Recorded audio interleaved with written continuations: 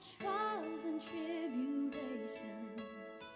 troubles all around, my desires and expectations have.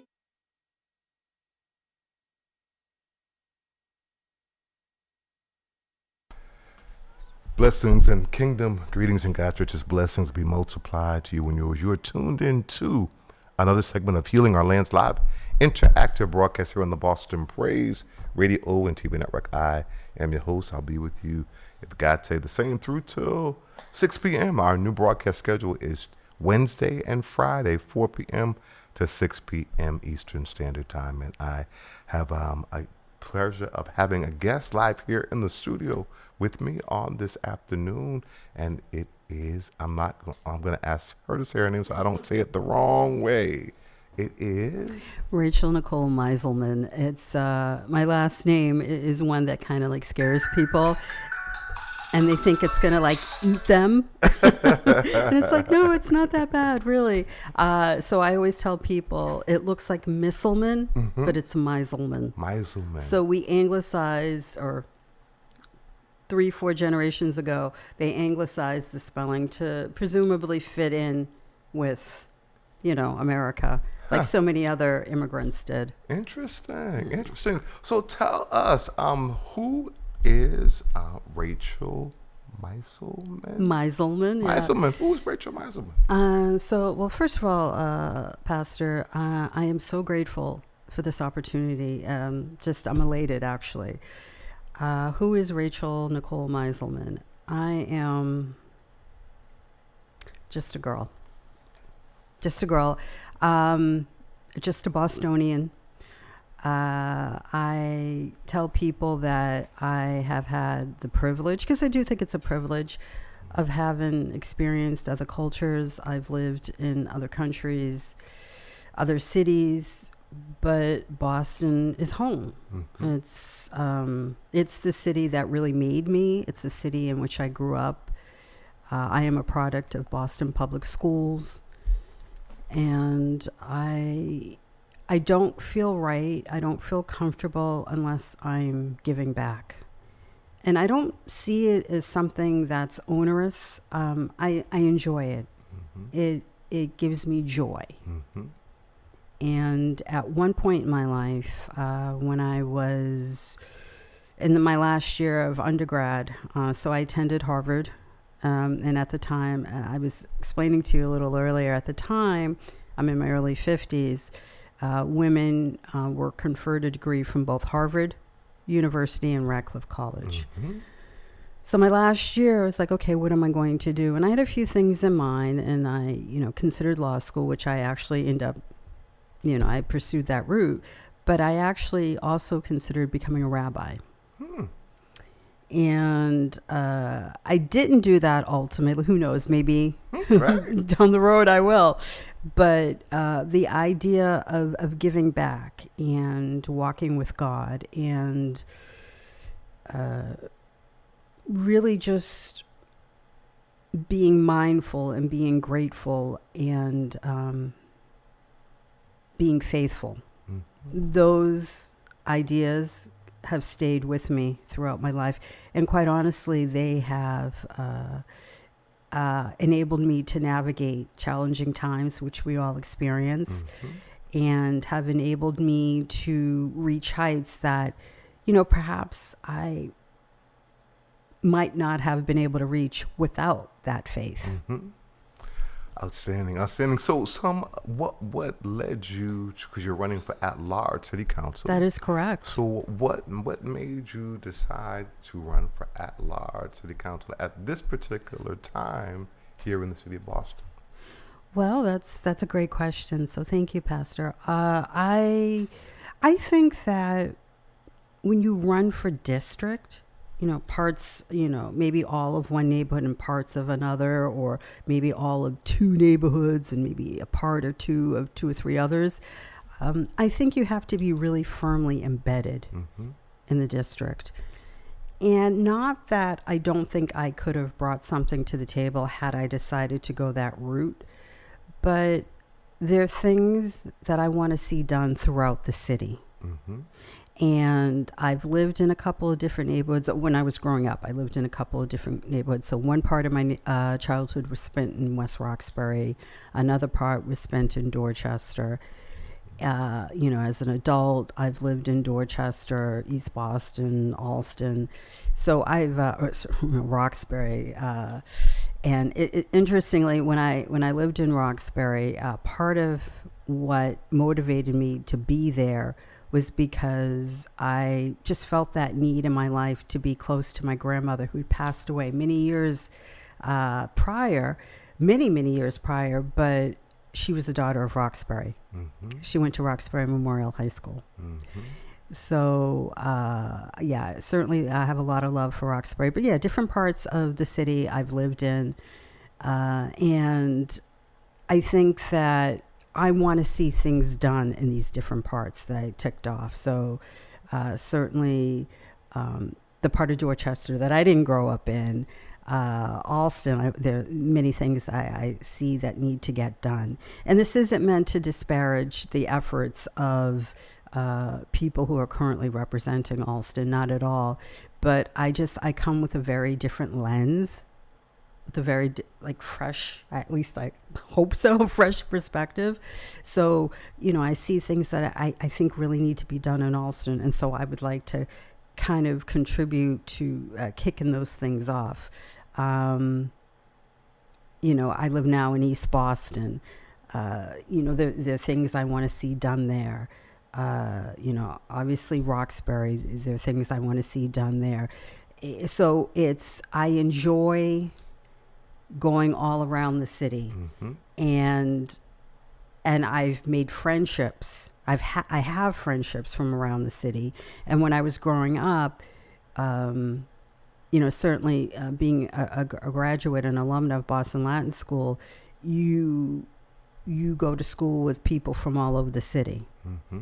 So my outlook has always been very much, while I certainly have a lot of pride, having come from West Roxbury and Dorchester, having spent parts of my childhood in both neighborhoods, I consider myself a daughter of the city. Mm-hmm. And it's very much a holistic outlook. What can I do for the whole city? And when I drill it down, what can I do for the different neighborhoods? Because obviously, while there's certain things that are pretty much across the board, the need of the concern, there are very much particular needs depending on what part of the city you're in. So for instance, in Hyde Park on June 12th at New Mission High School, there was an off-site city council hearing about a healthcare center. Okay. Incredibly, there is no healthcare center in Hyde Park. In a city where education is our currency and the benefits take the form of, outstanding hospitals and all kinds of incredible research, far-reaching research. We have two neighborhoods in Boston that don't have a healthcare center. Mm-hmm. Hyde Park and then West Roxbury, actually. So, so I want to have a role, and it can be a very tiny one. Mm-hmm. I don't need to be a main character, not at all. Mm-hmm. I'm very, very content being a supporting character, but I do want to contribute to a spark that I hope really kind of yields some kind of results. Mm-hmm. And it doesn't have to happen overnight, but there are a lot of issues and there are a lot of fights that have been going on for quite some time. And I think that we need to make progress. Mm-hmm. With that said, for the Boston School Committee, what is your position with regard to fully elected? Obviously, there was a non-binding referendum here in the city of Boston that the majority of the people of the city spoke overwhelmingly for a fully elected school committee, the only city in the Commonwealth that isn't fully elected. So there are some folks who feel as though that that their requests have fallen on deaf ears. So what will be your position with regard to the school committee? So that's a really, really good question. All these good questions, all these great questions. Personally, I favor hybrid. Mm-hmm. I do remember the hyper politicization of the school committee when it was all elected. But I feel like the fact that, and I don't say this because I'm attempting to disparage Wu. It would be any mayor. I feel like the mayor of Boston, not I feel like, it's a fact of the matter. The mayor of Boston is a very strong position. Sure. It's a position that's imbued with a lot of power. And I think that this is just one more piece of it. And I think the people need to have more control over the school committee. I don't see the school committee being very accountable.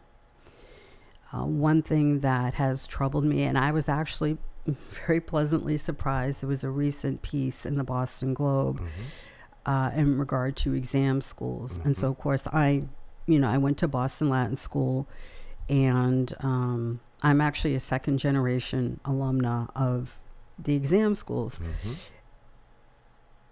It represents excellence. For me, it's not about elitism. It's about excellence. And it's about bars being set. And it pushed me, being in Latin school, to be better than I think I otherwise would have been. It taught me resilience, and it taught me the value and the joys of hard work, because there is a lot of joy in hard work. Sure. But I bring up the exam schools because, you asking me about the school committee. The school committee, Boston School Committee, like, they've been just tweaking the admissions policies. Please stop that. At least have a conversation. In regard to the exam schools in particular, there have been a lot of assumptions made about different families in different parts of the city, what they have the bandwidth to do. And we need to stop that. And when I'm in my early 50s, so when I was going to Boston Latin School, let me hit the rewind button. Let me back up a bit further. When I was taking the test, I was like, wow, this test is free. All I have to do is pass it and do well enough so that I can earn a seat. But the idea now today is that, well, it's we're talking about elitism. And again, I say it's about excellence. And I suppose that can be a whole debate that I can have with someone or several someones at a later point in time. But I do think that the way it was, I do think it was fair. I do. And I think that if every year the Boston School Committee is going to tweak the admissions policies, it's hard enough for people to prepare and plan. This just makes it even more difficult. And someone might be listening to this and saying, well, it's not all about the exam schools. Well, I agree. But we need to have some honest conversations. There are some, quite frankly, incredible educators, administrators, teachers, paras throughout BPS. I've seen them. I've met them. I've worked alongside them in my very brief stint as a substitute teacher, and I look forward to continuing that because I love doing it. But there are certain, I think, constraints in place, and it makes it difficult for different schools to do everything they want with their student population, right? So I think that if we had a school committee that was more answerable to the public, everyone doesn't have to be elected. The mayor can continue to appoint some, but I think other members should be elected because I think then we have more accountability, we have more transparency, and the members that would still be appointed by the mayor, they would be kind of on their guard. Mm-hmm. So I'm sorry, it was kind of a long answer, but I like to give complete and Yeah, no, that's answers that kind of, at least I hope, show that I've considered something from a lot of different angles. sure. No, thank you for that. So your position would be hybrid. Hybrid, yes, sir. Okay. Yes, Pastor. Okay, so that's with regard to school committee. Now here, as you said, you talked about education being our currency, and this being an educational mecca of the world with our institutions of higher learning here in Massachusetts. With that said, we seem to, back to the school situation, we have underperforming public schools. They're shutting down schools because of low attendance. And then, as you said, there's the exam schools, then there is vocational schools, and we feel, and the institutions of higher learning don't pay taxes. They have that whole pilot payment in lieu of taxes, and many of them are really taking a lot of real estate. And so I don't feel I don't think that the colleges are really giving back their fair share to give back to the community and their payment in lieu of taxes. And if we have underperforming public schools, why couldn't some of these institutions of higher learning mentor, partner with, to have a pipeline, if you will, for people who could go to the public schools here that would be able to go to the same institutions of higher learning that people come from all across the world to come to? Yeah, so a couple of things. So, as I said, as we were talking before, we came on, I didn't just pull up. Yep. I've been active. I've been busy, showing up, standing alongside this one, that one, regardless of political affiliation, regardless of where someone's,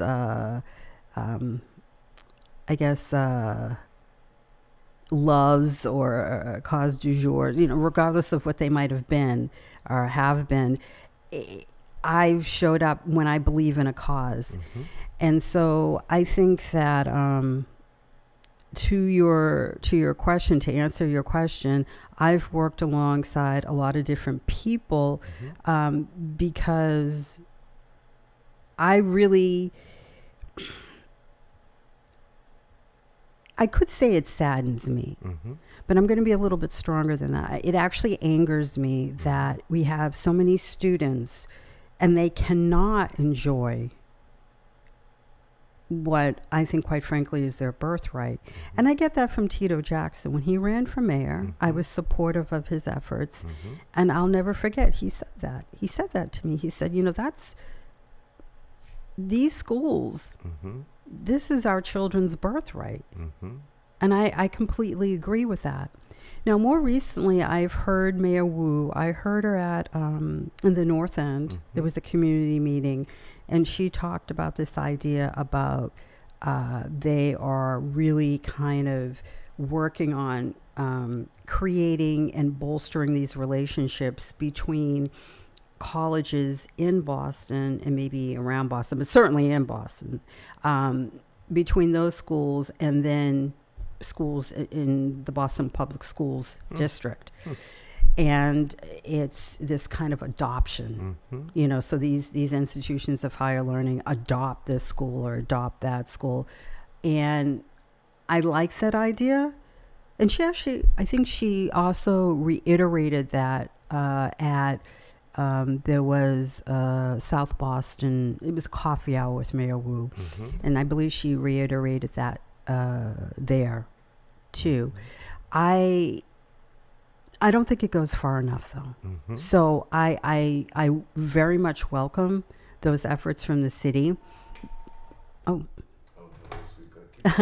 But certainly if I were fortunate enough to get on the council, I would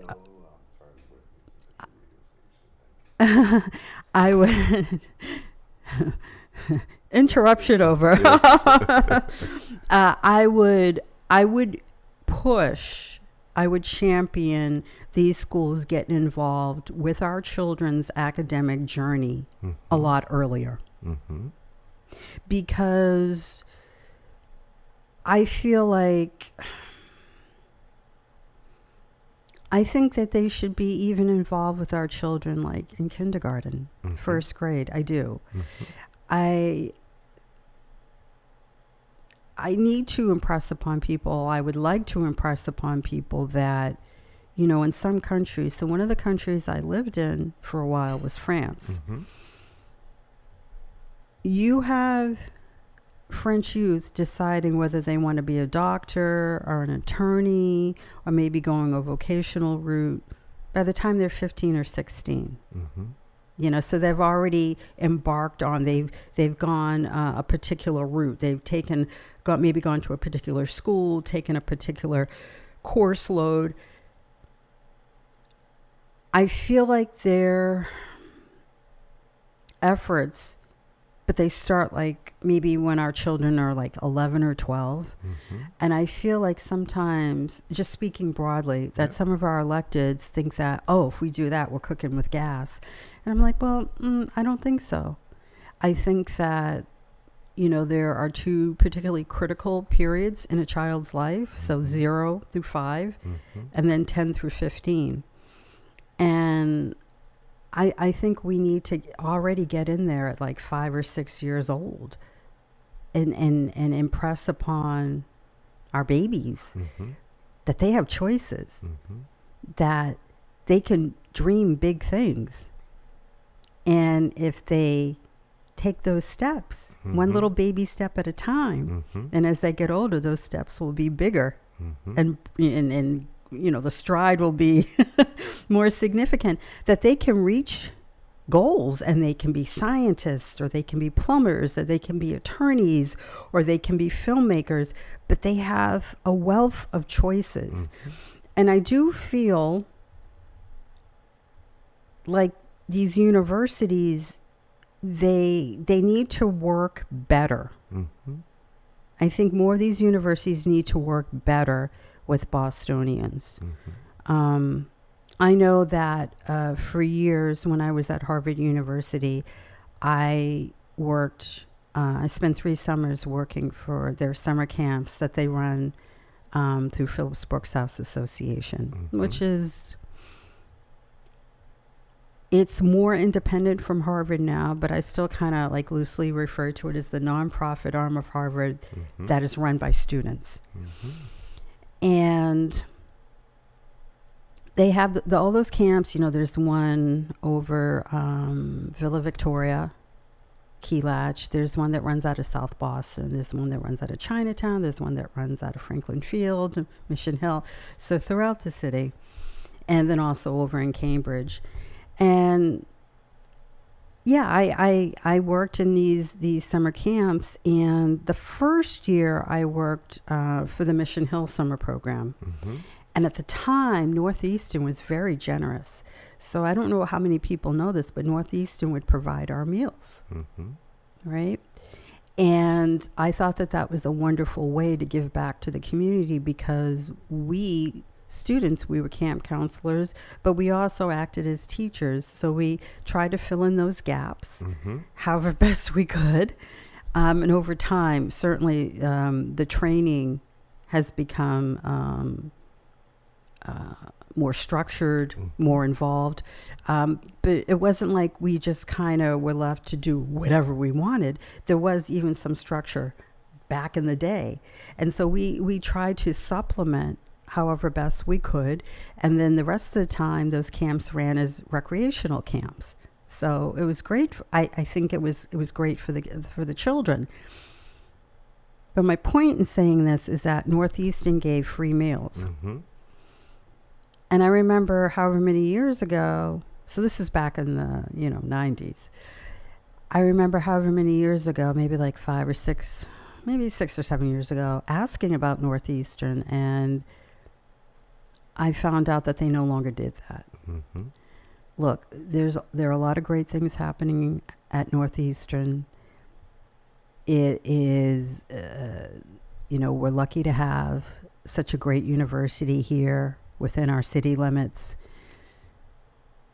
But I do think that they could work better with the city. I'd like to see them work better, whether it's being more involved with our students, with our youth at a younger age, or having better conversations with families, because, of course, a lot of students at Northeastern are living off campus, and that has impacted like neighborhoods like Mission Hill and the South End. And so I definitely think that the universities could be better partners. In that same vein, as you said, across the city, so all these are issues that are citywide issues. Sure. Right. So with that said, mass and cast. Now we know that's something that's happening in a particular area, but it's people from all across the city. I would submit across the country, quite candidly.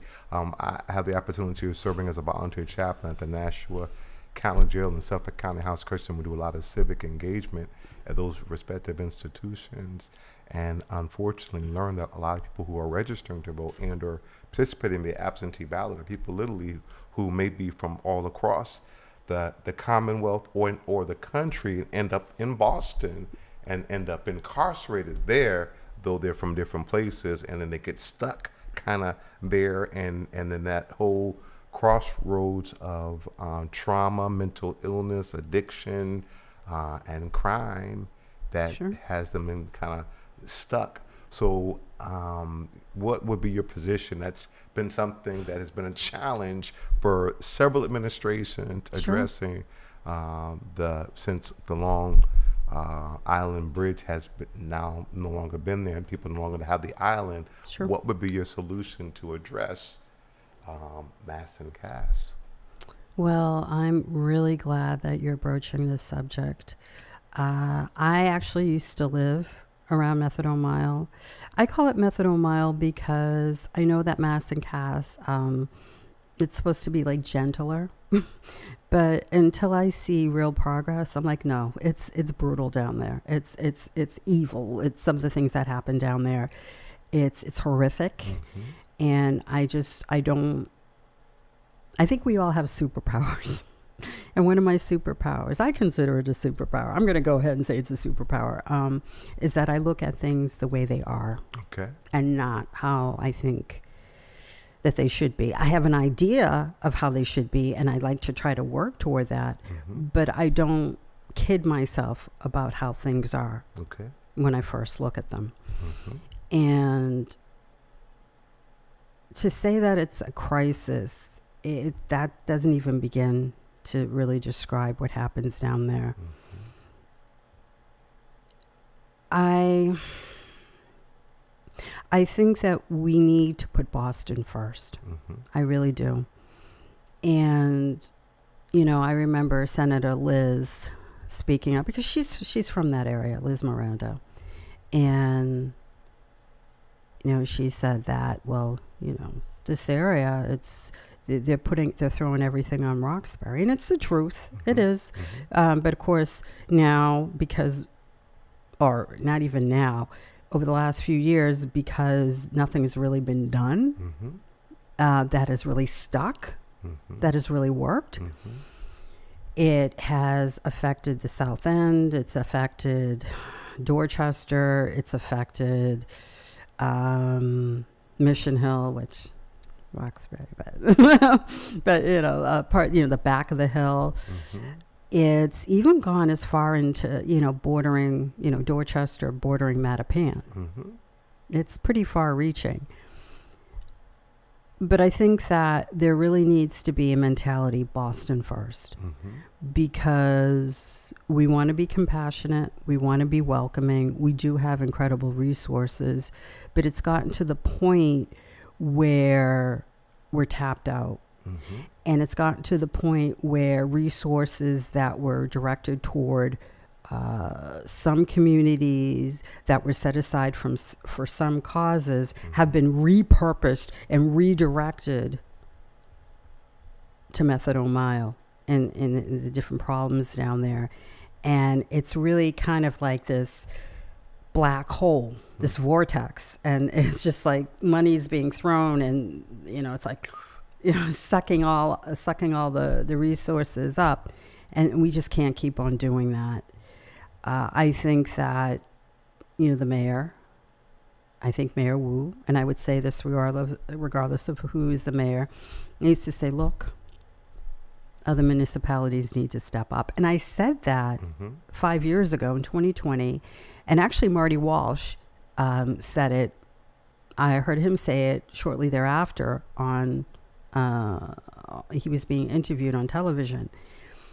And I appreciate that I wasn't the first person to say that, but I was the first person to say it publicly. Okay. Because a lot of people were saying, come on, Boston can't be expected to bear the brunt of the scourge of addiction, and one neighborhood in particular. I think that we need to get serious and say, look, Boston can be a partner, but people can't be, given a one-way ticket to Boston. Boston will take care of it. No, we can't. We have a lot of people desperate for housing, people who are working 2 and 3 jobs, but they still can't afford to find a decent place. And we're taking these buildings in prime locations, and what are we doing? We're turning them into sober homes. Now, again, I will always stand with the recovery community. I stand very, very closely with the recovery community, and I have a lot of respect and admiration, because to come out the other side, that's something. Especially when there still remains so much stigma attached to addiction, whatever the addiction may be. But Boston just can't handle it coming from people throughout the Commonwealth. And it's not just throughout the Commonwealth. We have people on methadone mile who are coming from other states. So it's throughout the Commonwealth, and it's from other states.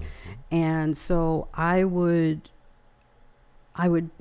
try to have a friendly conversation with the mayor and urge her, urge the mayoral administration to say, look, Boston will work with you to find solutions so that people,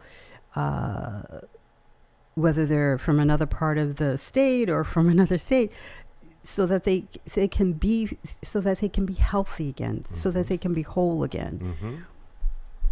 But that doesn't necessarily entail coming to Boston and living here and becoming something that Boston has to, a knot that Boston has to unravel. So I think that's one thing. I think also I would advocate for the greater intervention from the governor. So in 2020, I was the first person to say, Charlie Baker, you need to get involved. And it wasn't to antagonize Charlie Baker. It wasn't to somehow, it wasn't meant to be a commentary on what he had been doing. But it was just to say, look, we need more assistance, because we do need assistance, just for the reasons that I said. We're having people come in from all over the state and from different states. Boston can't handle all that. She simply can't, right? I would also encourage different forms of treatment. I have taken the time to listen to people who believe in safe injection sites, harm reduction. But we're seeing that it's not working. We're seeing that there are issues around it. And I think we do need to go into different directions. So definitely, I would say that the mayor of Boston needs to say, look, we definitely want to work with different communities, different municipalities, in whether it's in Massachusetts or elsewhere, because addiction is something that ultimately impacts us all. Sure. But Boston can only handle so much. That's number one. Number two, we need a bigger boost from the governor. We do. And then three, we have to look at different ways to address addiction, because I think harm reduction, we looked at it. I don't think it's doing the job. Okay.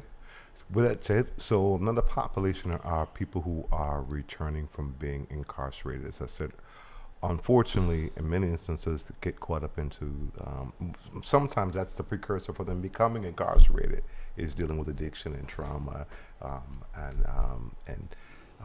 and other instances, it's something that happens post being incarcerated. In other instances, post coming out, again, it becomes a vicious cycle. So with those who are incarcerated, we do, as I said, a lot of civic engagement. People who are in the state of Massachusetts, if you're waiting pre-trial or you are serving a misdemeanor, you can vote in the state of Massachusetts if you're not presently serving a felony conviction. With that said, many people aren't aware of that.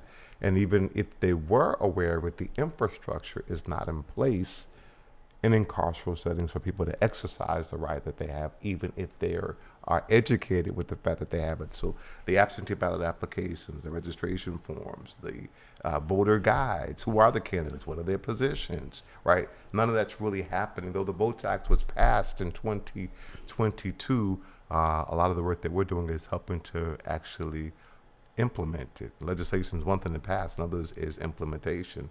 Sure. With that said, what would be, is that something that you would support, is building infrastructure around helping those who are incarcerated to exercise their right to vote? What we're hopeful to do is make the Suffolk County a robust model, as we, quite candidly, our coalition, we're finding out across the Commonwealth, it's one of the only counties that has actually, for almost 3 decades, allowed us to come in and kind of build this system of infrastructure to help people to exercise their right to vote. So we're hopeful to make that more robust and then institutionalize it and replicate it throughout the Commonwealth.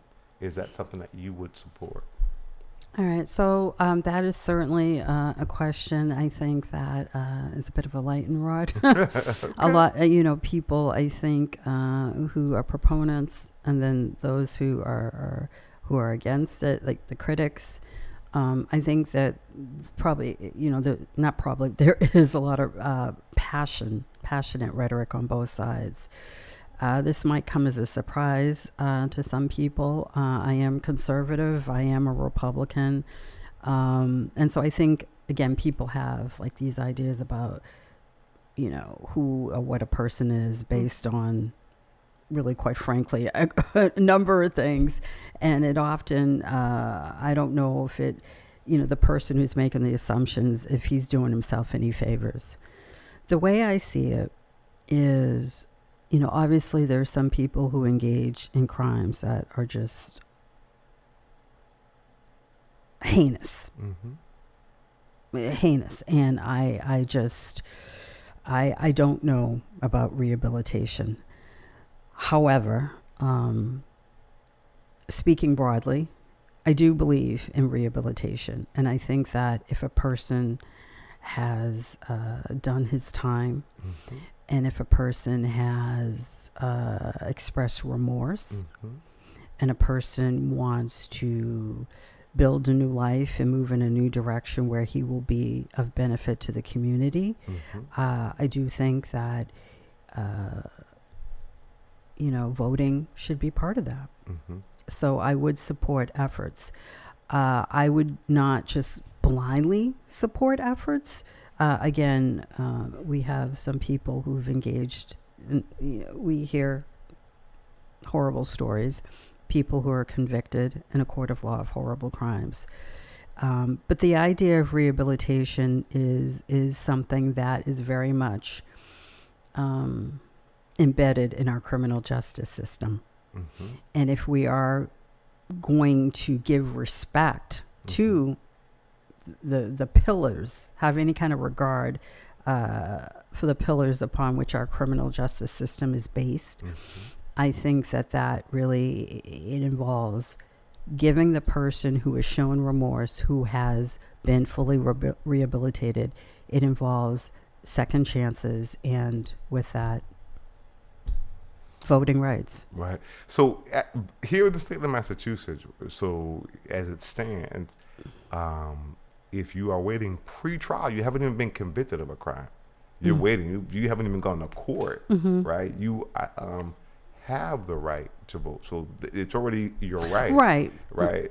As well as if you're convicted for a misdemeanor in the state of Massachusetts, you have the right. So it's a right that one already has. That's a constitutional right. With that said, again, the question is really about building the infrastructure to exercise your right. Right. No, and I understand that. And so I would help support that, and I'm giving you the rationale. Like I like this is where I'm not just yes, no, Sure. Whatever you want to hear, Pastor. Sure, no, it's I would support it because I do believe in second chances. And sometimes people, depending on the circumstance, just speaking very broadly outside this particular context, they need third, fourth, or fifth chances. We're human, and life is made up of hills and valleys, right? And so this is to say that I would support, and just so there's no confusion, I do support this idea, and I would support building an infrastructure.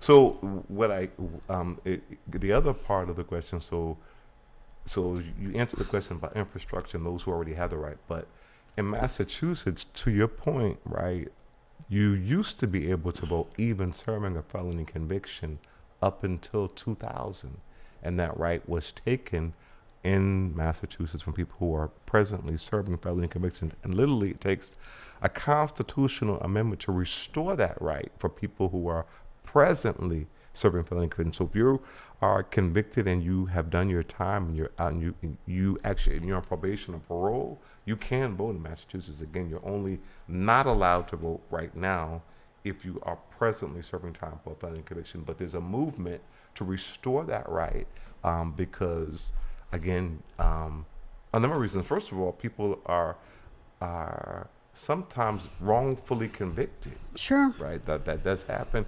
Does happen. There's also youth offenders, right? That they have this Mattis law now that they're saying your brain isn't even fully formed until it's 25. So which is why they're careful about charging a juvenile with an adult. Correct. As an adult. Correct. But some have, before that happened, before they came to that conclusion that there are people who were youthful offenders who were sentenced for life, right? And now some are actually being let out because of this new revelation that your brain is not formed. And so they're now trying to have them go into programs. But my point is, for those people whom are presently serving felony convictions, now, I heard you say, that it wouldn't be a blanket statement, and I appreciate the ideology. It seems as though that wouldn't be something, or let me not make an assumption. What would be your position with regard to restoring the rights for people who are serving felony convictions in the state of Massachusetts? I will be completely honest with you. Yeah. I don't really know any other way to be. Yeah. I would have to think about that. Sure. However, I would seek out credible voices on both arguments. If I had to give an answer one way or the other, I would say right now, no, but only because I need to hear and learn more. Okay.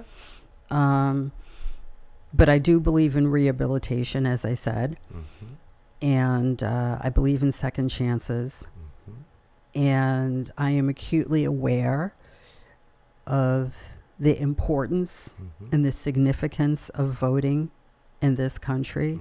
What is our U.S. Constitution?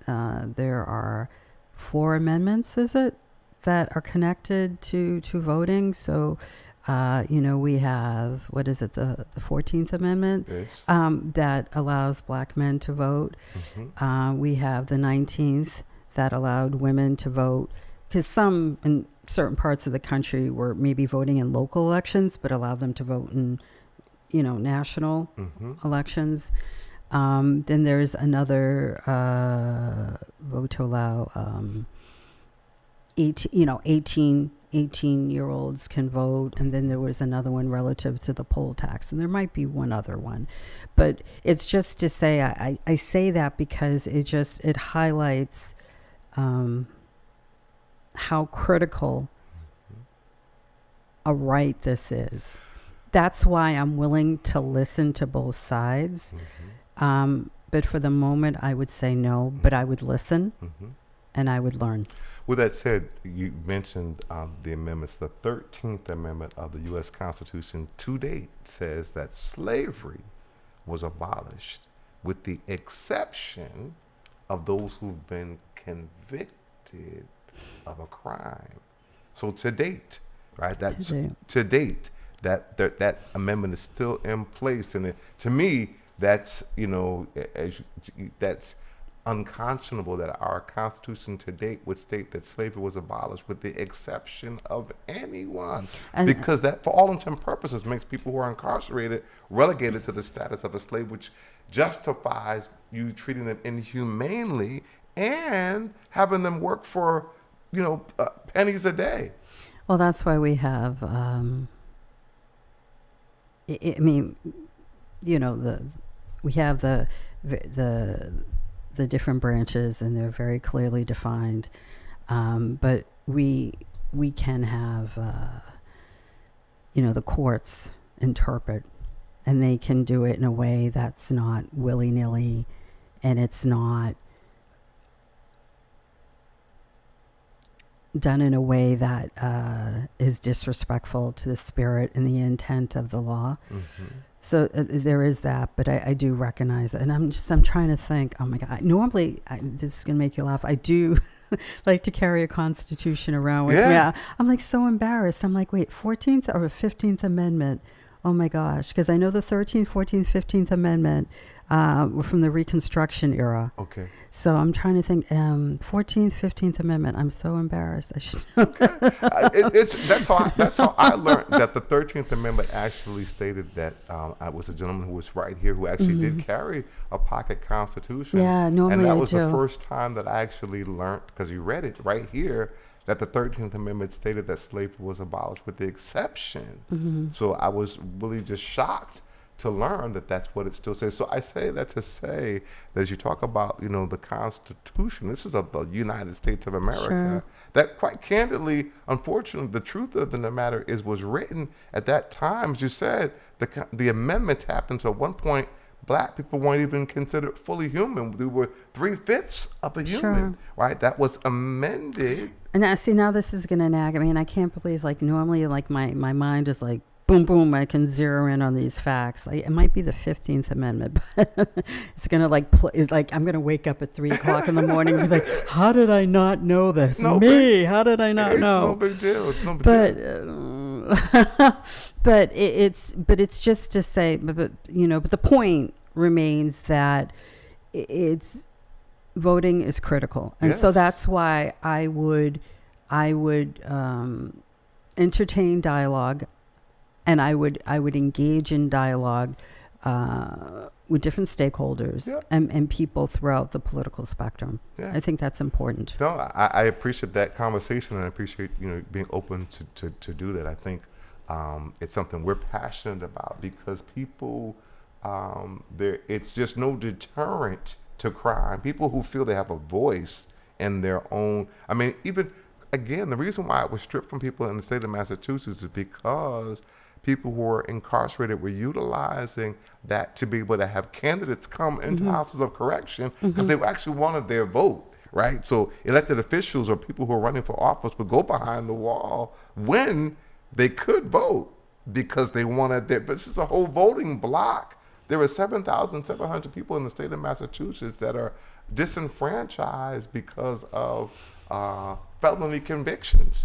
Let me, if I might ask a question, because I think that there's been a lot of work around cutting the population that's incarcerated. So I think it was like significantly chopped. So what was it in 2023? The numbers were like 6,070? I mean, I don't know the exact numbers, but I can say that our incarceration rates in Massachusetts are going down. They've even closing facilities, right? Sure. So that's a great thing. And many of them, again, as I said, there's youthful offenders that are now actually coming out. But many of them have served a lot of time, and they're coming out. And it's important that they're coming out to what? Right? That there are programs and things in place, because once you've been incarcerated for that period of time, particularly if you went in as a youth offender and your brain wasn't even fully formed, and you would now have compound trauma to survive what you've had to survive in incarceral settings. So then just coming back into society,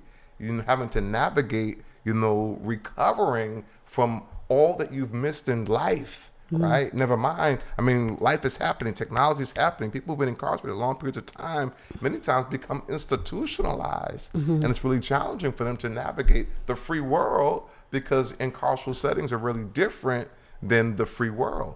Absolutely. I think that, I have some thoughts, and maybe I can come back on another time. Absolutely. About how this population was cut, and I really do. It was the 15th Amendment. I'm just like, it's gonna. And then if I go home and see it's not the 15th Amendment, I'm gonna be like, all of Boston's gonna be like, forget this girl. She's a punk.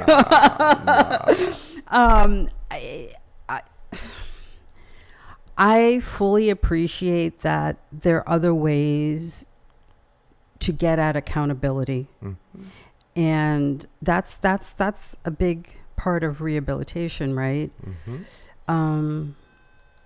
My concern has always been, though, that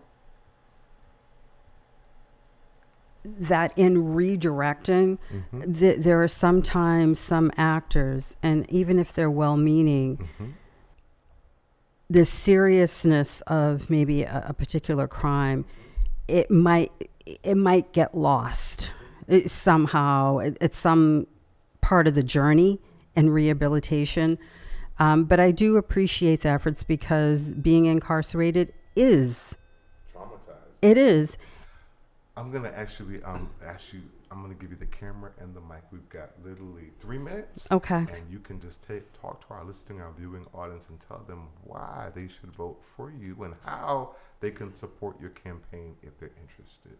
Okay. So first of all, Pastor, thank you so very much for having me on. I would like to say to residents of Boston, I think it's time for different voices. We have the same people making the same points, having the same conversations, and we are at a stalemate. We are not making any progress. And the problems that we were talking about, like say 5 years ago, 10 years ago, they've only the situations have only been exacerbated by inactivity, by kind of this kind of political paralysis. So again, I think we need new voices. It's not just about adding balance. It's not just about adding common sense either. I offer pragmatism. And so what that means is that I'm going to talk, but only if I have something to say. And I'll have something to say after having listened to different people.